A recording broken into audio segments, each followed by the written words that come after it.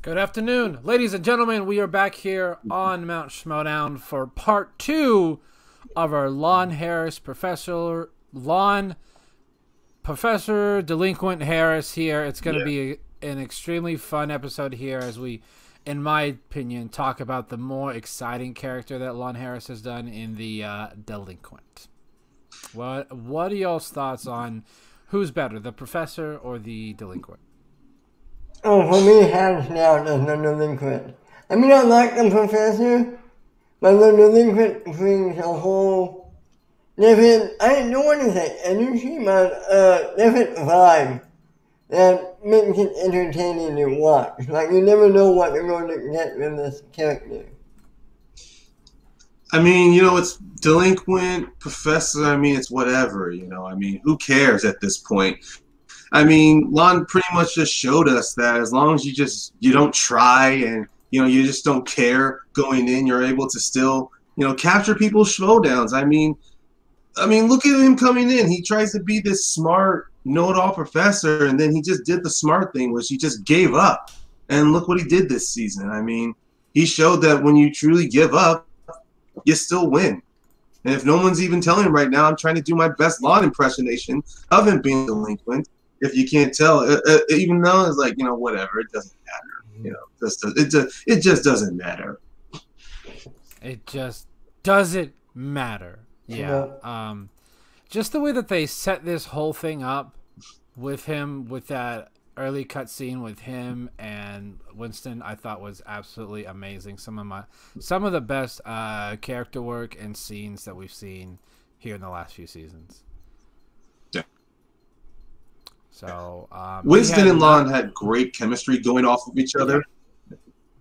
So sorry. Yeah, no. Ben? I mean, I'm going to say, I also like, I know we had to do the digital format this season for a reason, but I feel like the delinquent,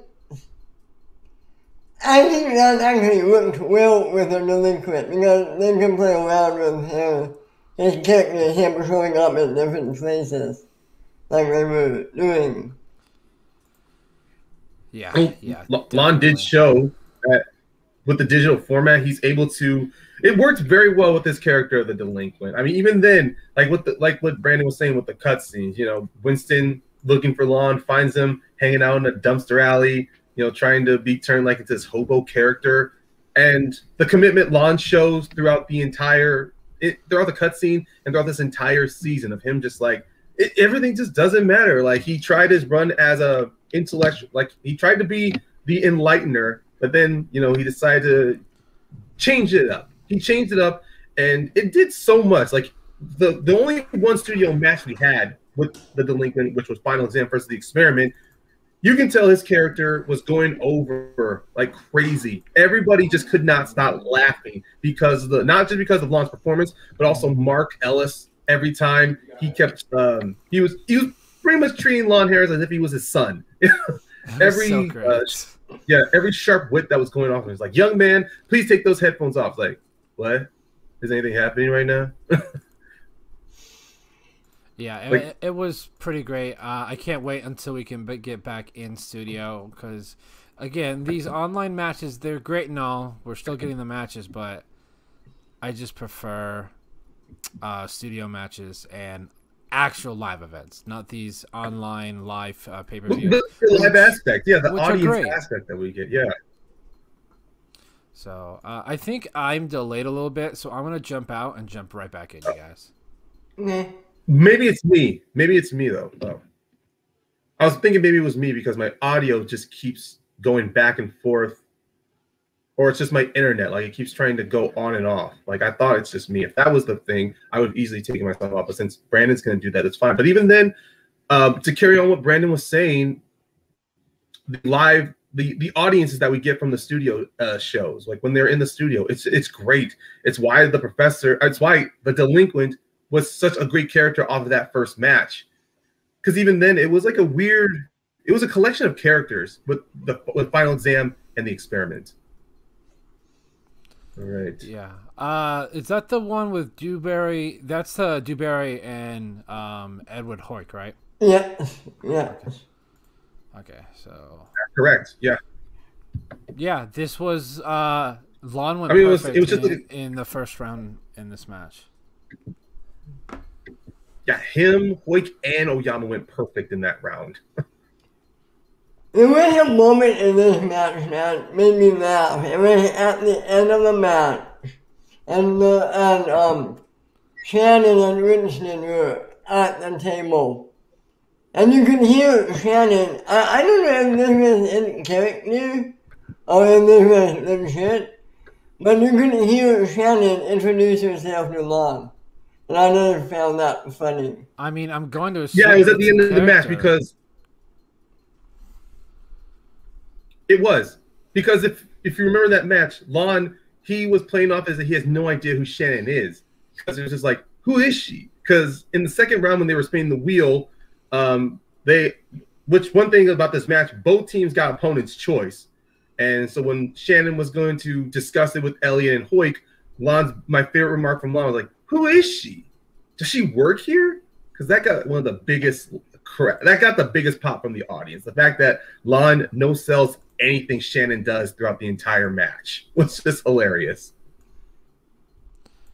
Yeah, it was definitely pretty great there. But no, Lon goes I mean, both Lon and Paul go perfect in that match. In that first round. They technically only missed one question the entire match. They got 90s. They got the dreaded opponent's choice, and they're given 90s. They go 5 of 6. They check down twice, but they only get one of them. So, which was the only question they missed in the entire match. They got a TKO actually out of that. One of my favorite quotes from this match is Lon goes, "Effort sounds lame." I thought that was pretty clever. It was awesome. Like, he got so many people to crack up. Like, he got so many good performances out of Ellis. He got some great reactions from Shannon. And yeah, Winston just like he's not even trying to stop it. He's just like building off of it even more. Like, I loved at the end of the match, he's like entrance and in the ending, he's literally dragging Lon in just to play. And I loved how it just builds their dynamic throughout the rest of the season. And yeah, oh my god, there's so much great character moments out of Lon. Him with the earbuds in. Go ahead. So one thing that is very interesting is Lon in season 7 had 9 matches. He went perfect 3 times. Yeah. And he went near perfect 5. He got 7 points 5 times. So you take that. Perfect 3 times, almost perfect 5 times. That's 8. There was one other match where I think he missed like 2 or 3 in round 1. So he was. Sorry. Collins, he missed 1. He missed. Oh no! I think it was against the Pride. Yeah, it was against the Pride. He missed twice. Yeah, no, 3 times. He missed movie release dates, horror thriller, and animated. But they were only down by 1. That's how good Paul is. That's how good Oyama really is. God. Yeah, Winston really was smart putting these two together. He really had a great plan. And I love the fact that they're going to still remain together in season 8. I mean, I don't think Christian's confirmed it yet, but I believe they'll be at a #1 contenders match against Shazam. And then that winner will play the Odd Couple, I believe, like the first pay-per-view in April. I think Christian said it on a stereo, so I can't go back and pull up a tweet, but I think that's what I heard. Yeah, if it was the stereo with the JCast network, then I think I was listening to the same one. Either way, Paul, Lon, they they were really able to like really cover each other's bases. Like, if there was ever anything, because I rewatched their match against the Pride, they really were having to, even though they had the knowledge, they were always checking with each other, especially in round 2 when they had spun John Carpenter movies. Even though they immediately knew the answer, they always kept checking in with each other just to make sure. Yeah. And they went perfect in that round. They went 6 for 6, so they got all possible points in that round. They got all 12. So, and they got 1 point in steals, which was huge. So they were up pretty big after round 2, and they end up winning by Yes. TKO. Not having to answer a round 3 question. No, that was, I think, final exam. They played 3 matches to where they won TKO. No, or was just those 2? Yes, no, 3 matches they did TKO because they also beat 1. Tom and Paul in the Ultimate Schmoedown match. Yeah, so they had 1, Let me check my notes. 2. Yeah, the Experiment, the Pride, Tom and Paul. That's 3. Yeah. Yep. So yeah, the 3 TKOs, not too bad, not too shabby. What would you say was their best teams match for Lon and Paul? Ben, you want to start this one off with their best teams match? I would say it was the Cunningham versus the Experiment. Because they didn't seem they were on the same wavelength, and you could tell they knew each other's strengths and weaknesses, and it was only like maybe their first match together. And I just thought it was a great match for them. I would probably go their match against Tom and Paul. I think they were clicking on all, like they were just in unison on that. Like they both go perfect in round 1, they go perfect in round 2, but they don't get all possible points as they did check down once, and they got a 2-point steal, and they win via TKO. That's a pretty good match. So I'd probably lean with Tom and Paul as their best match. That's also a good one. Their match against the Founding Fathers. I was gonna say their match against the Odd Couple because they got the highest scoring. They got highest scoring possible points in that match, but that was a 5-rounder, so that's a complete difference. Yeah, that's an it's online different. 5-pointer. So for me, it's a little bit of a. Is it their best match? Yeah, so if I really did have to check down, if I had to go over the round 3, it would have been a tie between Deep 13 and Founding Fathers because Deep 13 was the first. It was the actual first match that Christian and they were doing for the team's format online because they were the undercard to Irwin and Roca, and even then it was just like of course they didn't go perfect, but they was still a very competitive match. No, Paul did win perfect, but he just missed the bonus question. Even then, it was still a very competitive match with them. No, 13, no. Paul actually missed the final question in round 1. For Deep 13. But they did go perfect in round 2, and Paul missed their 3-pointer.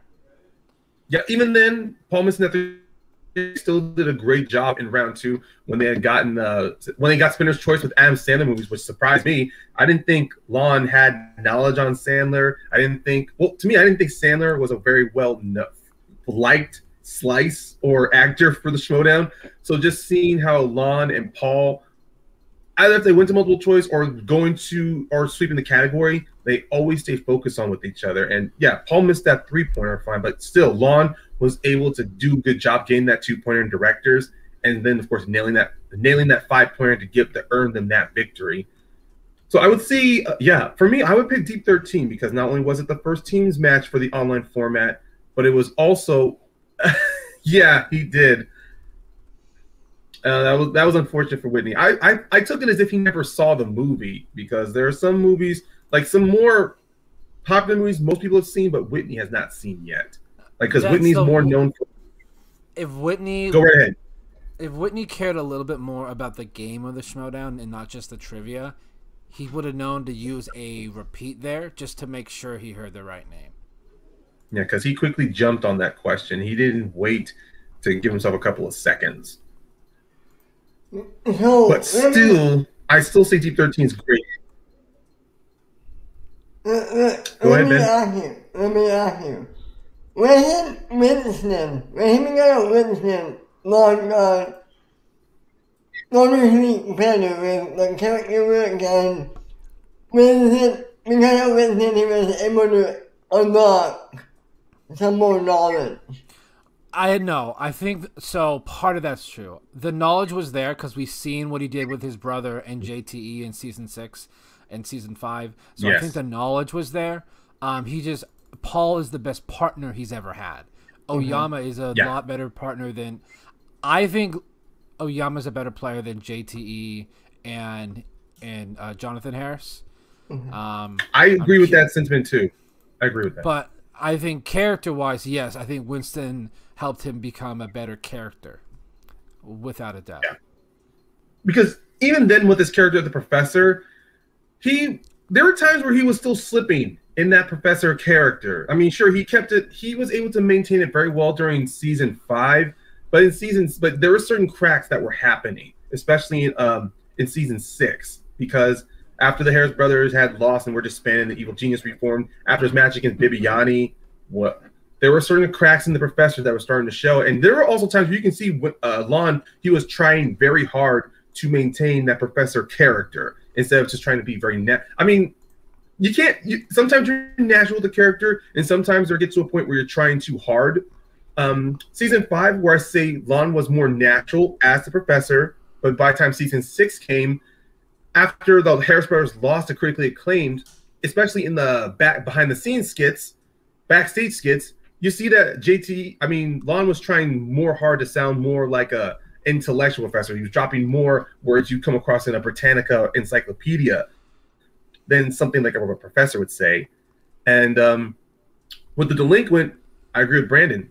Winston helped him become the better character because Lon did a lot more of reacting to people instead of just trying to take the lead in a situation. He was more like in a situation of improv. He was yes-anding a lot of stuff.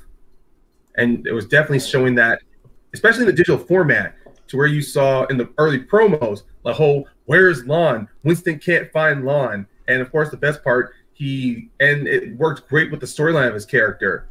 He's either, he's living in his own place where his landlord is a dog, or you see him in the woods or you see him at a Video Drew's place to where the green screen was always working. It didn't matter what. There was the one match where he was using a green marker, so when he write it, it would bleed through. I thought that was funny. Yeah, it was. No one pointed that out to him until maybe later on into one of the rounds, which is hilarious. I forget. There was one match. What match it was, man? Didn't he forget he was supposed to answer a question? Like, there was one where he... Oh, yes, it was a Mulan the Pride. It was the Pride match, the 8th question. Yeah, he thought that was the bonus question, so he didn't write it down.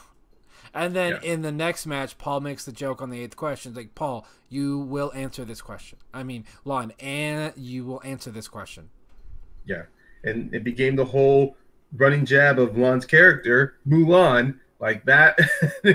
That was the constant. He had one match where he wrote in that, or it was like before the match he wrote down Mulan, which I thought was pretty funny. Mulan, if this happened in a studio match, and Lon had accidentally forgot that I have no doubt in my mind, audience. They wouldn't have torn into him, but you would have gotten the biggest from the audience. Like, you could tell that it was like, come on, Lon. They would have given him a hard time, but then afterward, I bet the chat on that was just so ridiculous.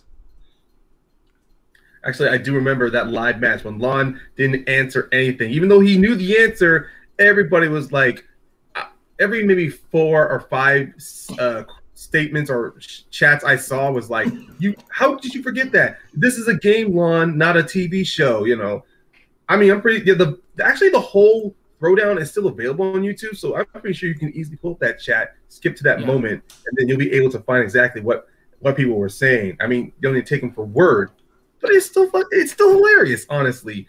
That's one thing I liked about Lon. He did not, with his delinquent character, did not care, and it showed, and it led to a great moment in their match against Shazam, to where the kid adopted that personality of the delinquent, which had one of the best back and forths between Bibbs and the kid I ever saw. Yeah, I thought that was pretty funny. It played out like that bad influence. What would you say is his worst played match? For me, it's the Adam Collins match. I was going to say that too. Yeah, me too. That, like, he got horror, and he is a horror guy, but he went, like, he did not do well. Like, he lost 5 points in steals alone, and he only got 1, and he only got 2 points. So he got knocked out by. Yeah, worst part, the knockout. Yeah. And that was rough, too, because he had just come off of a knockout against Sabina Graves. So after Collins had beaten Roca, everyone thought that he was going to get the challenge out of Lon Harris. Also, Lon Harris, they were building up to that horror free-for-all match, so it was a mystery on who they were going to pick. Yeah, we're talking about that right now, that Adam Collins match. And knowing that Lon had picked horror, it did say to me earlier on that looks like he was going to be the person who Winston was going to put in that horror free-for-all. So it made a lot of sense that he was going to sweep that category, and he was going to go maybe do like a nice back and forth with Collins in the third round. But since he had gotten knocked out, we were never going to know. And it's one of the things that still ache me. I'm like, if Lon had maybe changed instead of getting horror, possibly we could have seen a great third round out of him. Yeah, it's possible. Yeah, the match prior, he played Sabina. Make sure you say that right, everyone. It's Sabina, not Sabrina. It's Sabina Graves. He knocked her out. She actually did pretty well in round 1. She got 5 points, which isn't all that bad. But when you're in a singles tournament and the singles division now, if you don't get at least 7 points, odds are you're probably not going to win. Especially if your opponent gets it perfect. If your opponent goes perfect and you get 5 points, and then they get the bonus question, that is a 4-point differential. I forget. Did Sabina get drafted this year? No, she did not. She got picked up in free agency last year by Sam with the usual suspects. Okay. So I'm curious to see if I don't even think she was on. Was she on the draft roster? Yeah, I remember seeing her name. Okay. Yeah, she was on there. Yeah, despite the KO loss, though, she is a very solid player. I mean, she did a good job with Ethan Irwin during the first Anarchy tournament. She may have not been with superhero with her and Gerber as a team of superhero news. It was difficult to determine who was the better player out of the two, but mostly Sabina did have more of the general knowledge between her and Gerber, and she did a good job in the second free for all, honestly. So you could, even despite her record loss, she was someone who had a lot of potential. Because one thing we didn't touch on, we only touched on lightly about Lon Harris when he was a professor in the free for all too. Yeah, he lasted a lot of rounds. We touched on it lightly, but now that we're talking about that KO to Sabina, she was also someone who did a very great job in the free for all as well. She was nearly one of the last few people, but she ended up getting eliminated. I think she lasted 4 rounds in there, much longer than some of the veteran opponents like Roca and Ben and Guy, you know. How long, I forget, how long did JTE that? You know, he What? How long did JTE that? How long JTE? I don't know. I don't know off the top of my head. Okay. Yeah, we would. Yeah, we would actually have to watch the actual match in order to know. Okay. He was also in, don't forget, the horror free for all, but he didn't even last 1 round. He was second and he went out that first round. Mm-hmm. And it sucked too because we saw him come back as the professor. It's just a little bit. He a little bit came back as professor, which was sad because we're like, oh, we're not gonna get the delinquent. We're gonna get the professor in this match. Okay, great. I can't wait to see what he does, and he's out. Right? You're like, I am excited to see how far you go. Oh, he's done. Yeah. And Leo coming in with the clutch, 10 rounds. Oh. JTE lasted 10 rounds. Thank you very much. Thank you, Leo. Which was the last free for all that we gotten, but we're getting one here in just over a month. Yep. Very excited. Really can't wait for it. Yeah, it's gonna be because it's 40 competitors, so 5. 8. I don't know if it's yeah, gonna 5 be players 5 per faction. I mean, did Christian come out and state that officially that it's 5 per faction? Because it could just be. He did say on 40. stereo that it's going to be 5 players per faction since there's 8 factions. Yeah. Okay.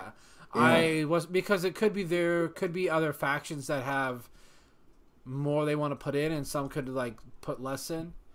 But this will be a great platform for these rookies to show what they really got. Pull what a Brendan Meyer did at Free for All 3.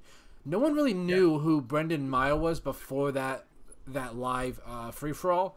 He lasted a long time in that match. I mean, in the Free for All. Yeah. So definitely could see what type of a competitor he is. I think we'll find out if Finn's not a good team had a really good draft or a really bad draft, depending on. Well, it depends on how many he's gonna put in, because he only has 5. So you got to think what Roka, Barbarian, JTE. There's 3 right there. Yeah, but even I know. Go ahead. Go ahead, Ben. Go ahead. Never mind. I thought this was horror for a second. I was going to say, I don't know, but that's everything. Okay. But I don't think, depending on how the Rager and Brother Lomas do in their matches before the free for all, maybe we'll see that. Maybe those will be the 2, or he'll pick some like Jeffrey Newman or Mark Haas, because he did get yes. Oh. So we'll have to see. I think Ryan's frozen. Yeah. Yeah. Ryan, want to pop on, off, and on? No? Jesus Christ. All right. Give me a second. Extremely delayed. So, but no, I'm very excited for the free-for-all because I think it is a great spot for these managers to really show and see what type of competitors these players are without risking a match, because that's one of the main problems with these unknowns is you got to take a risk and put them in a match, and hopefully you don't lose some points or you don't gain points. Like, that's the biggest thing now with these factions is every match means something. So, like, I wonder, does every player losing No. Points? So the thing is, there's no points anymore. Christian just made that announcement today. The free for all has no points attached. Okay. Basically, the winner, their faction gets a title shot, so they could give it to someone else on the faction. Okay. So say that Barbarian wins, and he wants to give it to Roka or JTE. He could do that. Or that's my or that's my understanding of how the winner of the free for all now works. So we'll just have to see if that is correct. Yeah, well, it's all about waiting and seeing. And who knows exactly like Christian said on backstage, just sit back and watch. Yeah. Don't speculate at this point, because if you speculate, you try to figure out something, you're just going to end up being wrong. Exactly. We can say the same thing about that damn, the rule book. The rule book? Yeah. Yeah. Because and another thing Christian came out and said is that the timeout is no longer a thing. Yeah. Which it kind of makes sense, because how the hell do you do a timeout so that a manager and a player can be somewhere separate for 30 seconds to chat? Like, it's not really worth it to have them go into a different room for 30 seconds and then come back. So I get why. Now, I would like to see it come back if they go back to studio matches. I think it'll be a lot easier that way. Because I think that was the point of the timeout. Yeah. It was meant for the studio matches, because you clearly would see on camera a manager calling for a timeout and then with their player. Because we did sort of see something like that in the Whitworth and Knapsack Iron Man match, to where they were allowed a minute break. So we did see that is possible. But I do agree, there's no way we can try doing that in for the digital matches, especially nowadays. The community will lose their minds. Let's say a timeout happens, you can get one person going like, oh, is he trying to research this category to give him answers on any questions? Like within 30 seconds, no chance in hell. But you can't stop those kind of comments and questions coming in. Yeah. So I mean, the safest thing to do would be to take out the timeout for right now until they're officially back in the studio. Yeah, definitely. So Lon, as the professor, had really good stats. In round 1, he had an 89, and that includes his bonus, accuracy. High accuracy, man. And like he did just as good in round 2, 90%. And in round 3, him and Paul had an 82%, which you can't really there's not a lot of competitors that have that high for round 3. Yeah. Was 2 or 3 on their 5-pointers, which is pretty good. It's pretty good.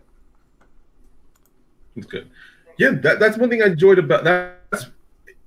Even with the character change, actually the character change was a lot, because the character change, it got the attention of the community, which even with the wins with the final exam, I remember during the whole even when the singles tournament was happening or when the whole thing shut down, everyone kept clamoring, when are we going to get some singles matches? And every now and then I would see a comment going, oh, we want to see the delinquent in a singles match. We want to see the delinquent against Roca, or the delinquent against Jeff Snyder, or have the delinquent go up against Mark Andraco or the kid Bibiani. Lon Harris's character change really made a huge impact into the Schmoedown, and the stats proved that that the knowledge was always there. And personally, for me, if we had to ask ourselves if the delinquent, because one thing with the draft though, when the draft happened, we saw Lon Harris come back on in for the final pick. You saw him as the professor get up as they get John Harris back in the swag. One question I kind of want to throw out to you guys: are we going to see Lon try to do a dual performance as the professor or the delinquent this season? Well, he can't be on 2 teams. So. No, I mean, one match he's the professor and then another match he's the delinquent, I don't know. That seems a little confusing and complicated and not really necessary, but you never know. I remember when I heard this. I like the theory that the delinquent is actually the professor, only something happened to him, and he is. Well, no, I think Vince was it's the same person. Like, he's playing like the professor got laid off. Oh, okay. Well, no, I think I understand what Ben was trying to say. Like the theory that Lon is still the professor, but the delinquent is just he's doing what Robert Downey Jr. did in Tropic Thunder. He's just a dude playing a dude. He's the dude pretending to be a dude played by another dude. Oh no. But even then, it would be a little confusing to try to buy into that, because that would be like putting in double the performances within Lon. And if there was ever a Schmoedown acting performance, I would give that to Lon 100%. Yeah, I don't know. And Andrew Guy did pretty good, but more recently, because people don't remember what Andrew Guy did in seasons 4 and 5, they only remember stuff that's more recent. Yeah, everyone will say Lon Harris for the professor and delinquent. Yeah. Looking at, going overall, generally talking about the delinquent, we already know Lon's performance character-wise is definitely on par with Andrew Guy.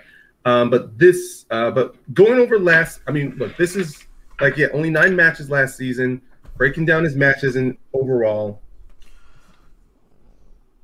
Oh wait, okay, I had my thought here with Lon Harris. If an opportunity, let's just say, because one thing we saw in Lon's previous matches, he was always filming at Video Drew Nerd Chronic's place, because the couch, of course, if people watch Video Drew show it Live in the Dark, you'd recognize that couch is Video Drew's. So we do see Lon there. Would have been funny if Lon had chose not to go back to swag, and in certain circumstances he chose to maybe decides to get drafted, and he ends up getting drafted by a dungeon. Would we have seen maybe a Video Drew with Lon team up? I think that is extremely plausible that could have happened. I just don't know if Kaiser would have been able to pick him up there, probably at the end of round 2, because I feel like between those, so 1, 9, 8, so like he 18, was like the last one, so he was last to go in round 2. So yeah, like nearly 15, like 14 in the perspective. Yeah, like I think someone else would have picked him up during the draft during that time frame. But it would be interesting to see that team up though. Yeah, they really want to be partnered with somebody else on Dungeon. I think it's gonna be Whitney Seibold because it's the only one that really makes sense based on who's on the faction. Maybe Adam Witt, because that could be a interesting combo. Yeah, but let's throw this out there. If Blonde did get part of the dungeon, would it have been in a 1% chance? Would it have been possible to see him in a team with Dan Merrill or Ben Bateman? I would like to see him with Bateman. I think that would have been very interesting. Someone that is like is super smart in terms of the Schmoedown against someone that used to be a professor. Can you really see that dynamic between those two characters working though? Yeah, the thing is, you just never know. I personally think it could, because what we saw this season, how Lon was always bouncing off other people. Like we saw with Winston, his attitude as being the manager was almost similar to what Bateman won. I think what Bateman was during maybe season 5 when he was very aggressive. So I think Lon would have definitely bounced off well against Bateman. Like Bateman would have been the talker. Lon would have just been the straight man coming in, throwing in maybe one-liner or so. Either way, the idea of seeing Lon and Bateman as a team would have been fantastic. Because personally, even with Lon's team stats, I could have seen him almost work with any top player in any faction. Like, say he got drafted. Let's say he chose to go with the Mercs. Sure, Bibbs and the Kid would still be a team, but I would have, and depending on, and seeing on who he drafted, I think he would have done good with Perry Nemiroff. Honestly, like Lon and Perry as a team would have been fun. Okay, how about this? How about if Christian drafted him? Can you see him working with either Wonka or Barbarian? I would rather see him with the Barbarian. I really don't see him with Roka, honestly. I really can't. I mean, because going off of the Founding Fathers and Final Exam match, Roka was not the strongest out of the 4 guys, out of all 4 of them playing. So if things were switched over, and if it was, because even though Lon still did a great job there, but Roka was kind of, I wouldn't say the weak link, but he was the low scoring player out of that team's match. And now with Roka's character change, I don't think those 2 characters would have matched well, honestly. Really would have had to bring back the Professor in order to gel with Roka.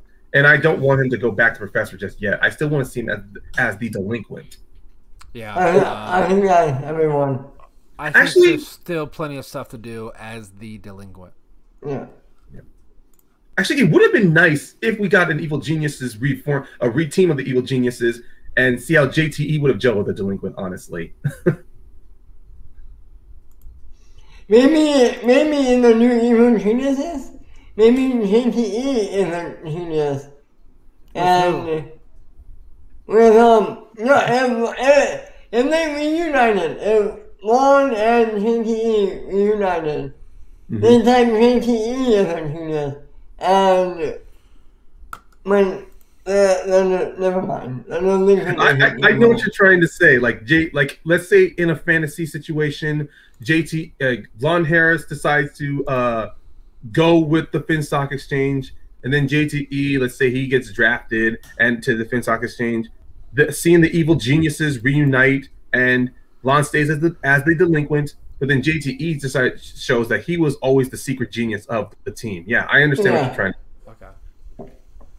That makes sense. Yeah. That would be an interesting character for JTE, for sure. It's just hard because he can't pronounce certain words. Yeah, that's right. Yeah. But even then, Lon would have been great. Like, he ends up, like, JT can't pronounce something, Lon would just go, "Oh, that's okay, man. I mean, I don't even try to write a director's name correctly, so it's all good." Okay. Anything else you guys want to discuss? Any final thoughts? Well, my final thought on. Oh, go ahead, Ben. You're gonna say something. I have nothing to say. He's a great character. He's one of the most entertaining to watch, and he has the knowledge to back it up. I mean, that's all basically what I was going to say. Yeah, Yeah. definitely correct on that one. I just can't wait until I see their next match. I really hope that Final Exam can make it to a title match, because if they can, Paul would get his second belt, his first team's belt. He's already had the singles belt. Yeah. Paul is definitely probably the top 10 best current players inside the Schmoedown, and he's like 23, so he could be doing this for a very, very long time. Yeah, I completely agree. Of course, what I definitely want to say on Lon proved that well, obviously as a professor, he proved that knowledge is great, but Lon also proved that you can do a massive change in your character and you can still make a big impact in the Schmoedown. It's not more of a situation of changing from a face to a heel, but it's more of like you can completely revamp your character, but while staying and go back into the Schmoedown, and you can 100% return to relevancy again. And I'm not saying Lon was irrelevant, but it was mainly because of his season 6 run. Even though he is still a very high scoring, high stats top player, I think he could have gone very overlooked in season 7 if Winston had not drafted him, honestly. And because of Lon's change as delinquent, his stock once again rose right back up to the top. Sure, he got KO'd by Collins, but despite that, he is still considered a very valuable, highly valued player in the Schmoedown. And seeing and it has left me even more excited to see what he's going to do in season 8. I just like Brandon, I hope that they do go for a title shot. They lost, and it's funny because the two teams they lost to last season was Shazam and the Odd Couple. And right now I'm looking at, they are going to play Shazam for a #1 contenders match. So if they do beat Shazam, they'll get a rematch against the Odd Couple, and we might actually see like a redemption run. Yeah, like they almost won that match. It's just Lon struggled there in the speed round by passing on one and then getting a incorrect one, so he only got 2 points out of his 5. So, which I believe was the difference in the match. So, it's gonna be exciting to see what Lon does here this season. Ben, where can everyone find you online? You can find me at my Twitter at BenRader2. Ryan? Everyone can find me on my Twitter at caramel_pain. Right there at the top, everyone. Yep. And then you can find me at BrandonBuck88. Make sure to follow the main show Twitter at Mount Schmoedown. We will see y'all next week. Yep. Bye.